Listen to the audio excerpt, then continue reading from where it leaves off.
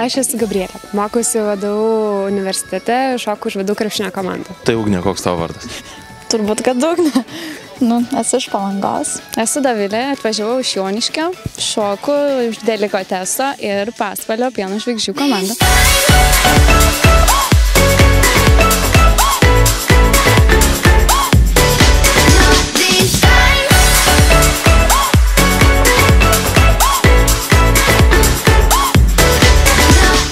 Įspūdžiai labai geri. Iš tikrųjų, supratau, kad galėsiu patobulinti savo techniką, nes mes šokam visos, o akrobatikos, taisyklingos technikos tikrai trūksta.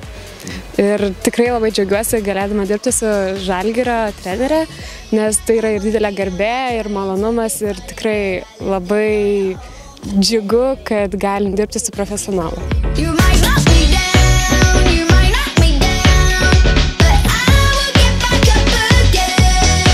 Po praeitų metų, kai iš tikrųjų tam krepšinio šokėjų puslapį pamačiau visus įspūdžius, nuotraukas, video, tai iš karto buvo, kad kitom šokėjom važiuojam, tai iš karto užsiregistravom ir net nedvėjojom. Ir viskas vyksta taip, kaip ir galvojom? Viskas kol kas taip, kaip tikėjomės, labai nerealios emocijos, labai, nežinau, net šypsena, atrodo, net nedingsta iš veido, labai fainai. Aš jau praeitais metais norėjau važiuoti, bet kažkaip man nesigavo su darbu.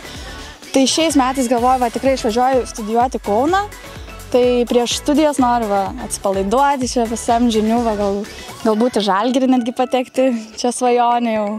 Tai net nežinau, tikiuosi pavyks mane čia įgyvendinti.